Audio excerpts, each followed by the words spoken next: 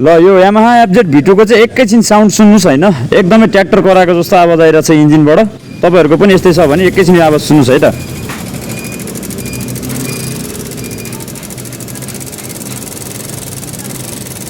ल आवाज त सुन्नु नै भयो होला हैन एकदमै डेन्जर ढेकिमिल कराएको जस्तो ढ्याक ढ्याक ढ्याक ढ्याक गरेर आइरहेको थियो इन्जिनबाट हैन सो यस्तै प्रब्लम तपाईहरुको पनि बाइकमा छ र के कारणले होला भनेर बुझ्न चाहनुहुन्छ भने चाहिँ यो भिडियो पुरै अन्तसम्म हेर्नुस् हैन जस्तै यो बाइकमा चाहिँ केमचेनको आवाज एकदमै बढी आइरहेको थियो हामीले चेक गर्ने क्रममा चाहिँ केमचेन र केमचेन एडजस्टर चाहिँ बिग्रिसकेको अवस्थामा थियो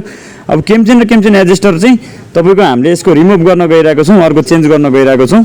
र केमचेन चाहिँ एकदमै बढी तन्किसकेर एडजस्टरले काम गर्न छोडिसकेको थियो हैन र हामीले चाहिँ यसमा डिआइडी को केमचेन इन्स्टल गर्न गइरहेको छौं र यहाँनिर पुरानो केमचेन तपाईहरुले देख्न सक्नुहुनेछ लास्टै तन्किसकेर एकदमै बढी किलोमिटर क्षमता भन्दा बढी कुदिसकेको थियो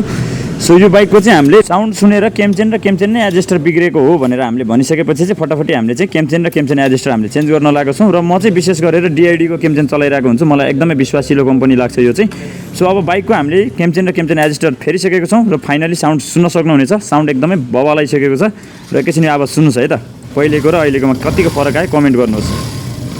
एकैछिन सुन्नुस् है त आवाज